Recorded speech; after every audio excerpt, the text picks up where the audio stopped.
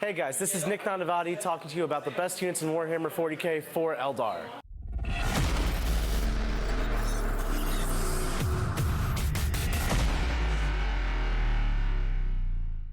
Eldar is an army that's very based on their psychic powers. They use their casters like Eldrad, Farseers, Spiritseers, and Warlocks to buff all the other units in their army to excellent levels. There's two psychic tables in Eldar.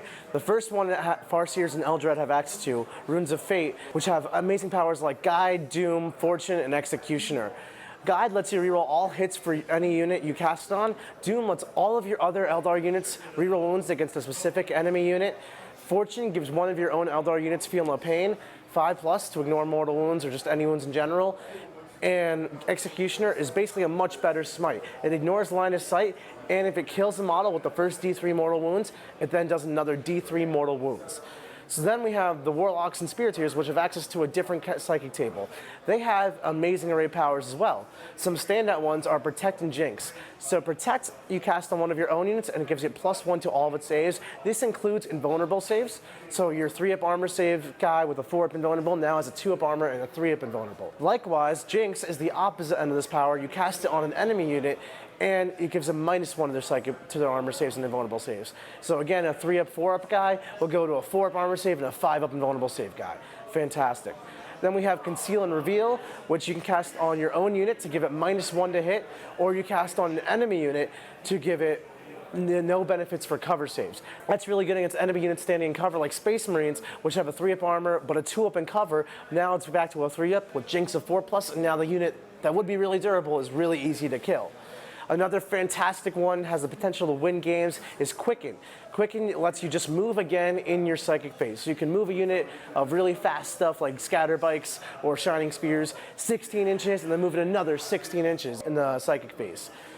So for units, the ones you want to take to make maximum use of the psychic power, you're going to want to fill your battalions with basic squads of Rangers. Usually you run an Eldar battalion with like a Farseer, a Spiritseer, or a Warlock, or even both, and 3 units of 5 Rangers. This is a very classic Eldar battalion. It gets you access to all your good powers like Doom and Executioner. It gets you access to Jinx to near enemy units or Quicken to help yourself out. And 3 units of 5 Rangers, they're amazing troops. They're innately -1 to hit, -2 for being Eldar, assuming the enemy is more than 12 inches away from you, and they can deep strike. Not only that, they also have sniper weapons for only 12 points. So that means they can all target characters, and they can do mortal wounds on 6 to wound. You can start to see how that's incredibly powerful with Doom, which allows you to reroll wounds. So you're rerolling all of your wound rolls, fishing for more 6s for even more mortal wounds. They also get the bonus of +2 to their cover saves if they're standing in cover.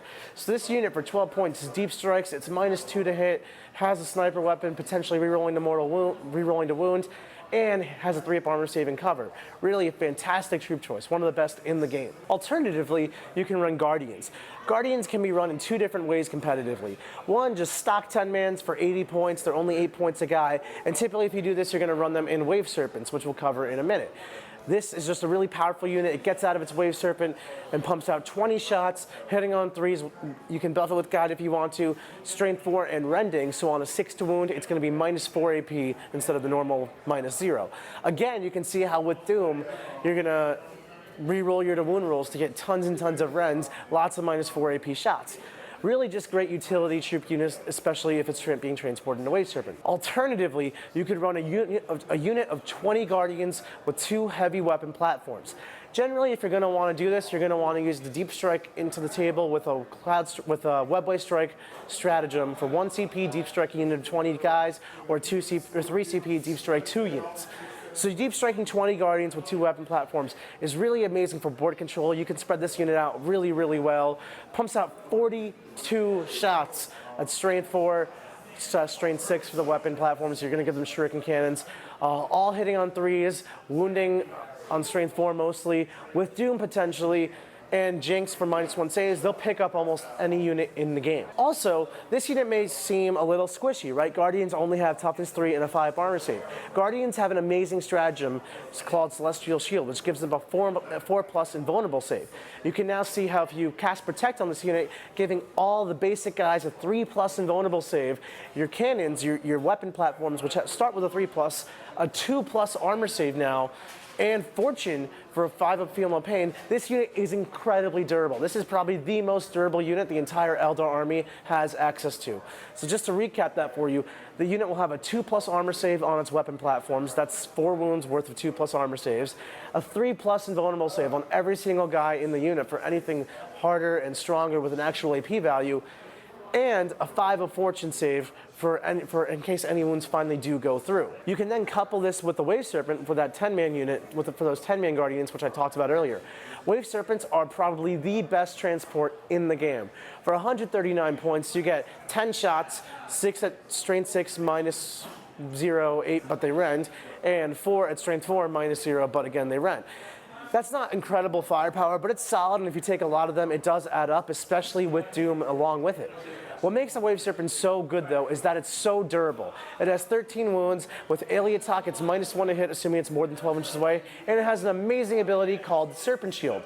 The Serpent Shield reduces all incoming damage by 1. So very commonly, people use a mass amount of AP2 of damage to weapons to kill tanks. Things like Ludas, autocannons, or D3 weapons like battle cannons or basilisks, all coming in at Wave Serpents.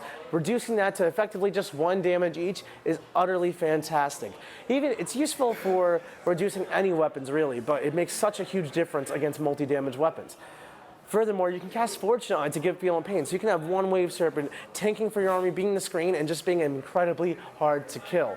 It also has Fly, which I've covered before, but it's an amazing keyword. Lets you fall back and keep shooting, because it has Fly, and it ignores intervening models and terrain. Lastly, if you want, you can pop your Serpent Shield once per game to just remove that ability of durability from your tank. So you're no longer going to reduce damage by 1, but you now do D3 mortal wounds on the closest enemy unit. So if you have like 4, 5, 6 Wave Serpents, because they are dedicated transports, you can do 4, 5, 6 D3 mortal wounds onto whatever enemy unit is closest. If you get some really big, bad, nasty unit like Magnus, Mortarion, an Imperial Knight, or anything like that, you can just pump it full of 5, 6 D3 mortal wounds and kill most of it for free right there. That brings us to Crimson Hunters and Hemlocks, the flyers of the Eldar army. They're one of the best flyers. They are probably the best flyers in the game. They have innately -1 to be shot at, or -1 to hit because they are a flyer. They can't be charged by enemy units without fly, so that makes them immune to most of the game right off the bat. And they have the best rule for flyers in the game, Vector Dancer. This means when you move a flyer normally, you move it 20 inches like that, and then it's stuck in that turn and can only pivot 90 degrees and can move from there. Now, with Vector Dancer, you can move a flyer 20 inches and then pivot after you're done moving, which means you can then basically move it back to where it was and then just keep crisscrossing in that pattern. If you don't have that rule, your flyer is going to have to generally move around the table like that, which ends up putting it in a not so great position by turn 3 or turn 4. That's truly one of the most amazing rules for flyers in the game. But what makes these guys so good is not just how durable they are and how mobile they are, it's also they have incredible firepower. You're going to give a Crimson Hunter Pulsar and 2 Star Cannons. The Pulsar is 2 shots, strength 8, -3, 3 damage flat. And the Star Cannons are strength 6, -3, D3 damage, for a total of 6 shots between the 2 weapons. That's actually very solid firepower. They reroll 1s to hit because they are Crimson Hunter Exarchs, and against fly, units with fly, they reroll to wound as well. Hemlocks, on the other hand, don't have quite the same number of shots, but they have 2 D-sides, which are 2 D3 shots total, strength 10, -4, so no one's really getting saves from this. Auto hitting because they're flamers, basically, at 16 inches, which is amazing, and 2 damage each. On average, that's going to be 8 wounds to whatever target you attack. And they know a power. They can cast Smite, or they can cast Jinx, or Restrain, or any of those amazing powers that Eldar have access to as well. Not only that, they're a Psyker that can be in the enemy's face to provide an amazing Deny the Witch roll for your opponent. All in all, Eldar is an incredibly mobile, fire support-centric force that supports itself through its psychic powers. If you know how to play an Eldar army well, they're not forgiving, but if you can pilot it correctly and orchestrate it like the symphony it's meant to be played as, it's truly one of the best armies in the game. There you have it. That's the best units for Eldar in Warhammer 40,000.